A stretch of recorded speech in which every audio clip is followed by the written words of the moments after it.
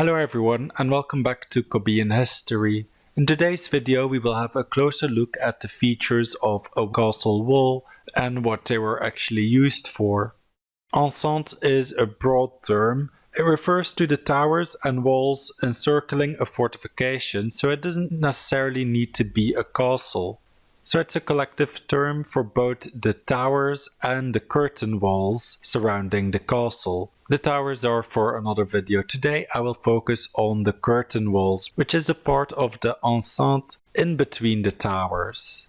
If we have a look at the inside of a wall, we can see on both sides it's a nice masonry finish. But if we look on the inside of the wall, the filling is more of a collection of rougher stones and the mortar to hold it all together. On the outer layer of the wall, it was usually whitewashed to give the castle a nicer appearance, and this was done throughout the castle on all the different buildings. Whitewashing they did using lime, and if you're interested in how that was made, you can watch my video on the quicklime burner. I'll put a link at the end of the video. Now we will go to the top of the wall, to the ramparts. Ramparts are a general term. It doesn't necessarily need to refer to stone walls. So another word to refer to this part where the people would walk on is the wall walk.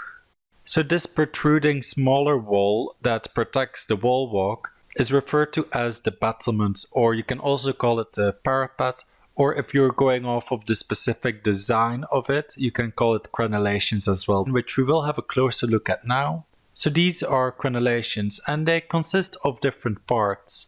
You have the merlons, which stick out from the top. Then the lower parts of the wall are the crenelles. And then we also have a name for the empty space in between the merlons, which are called embrasures. And sometimes inside these embrasures, shutters were built. So they had more defense throughout, and they could open them in case they had to shoot arrows and close them if they wanted more defense.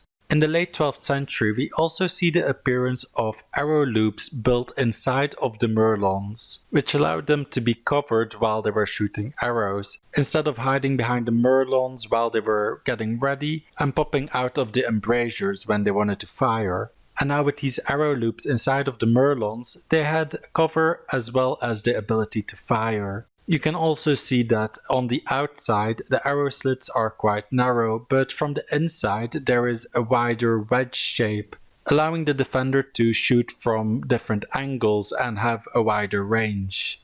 Many crenellations we see today are reconstructions, and in later centuries they were also built as an aesthetic feature, not to be functional. So the crenellations we see on different buildings aren't always functional.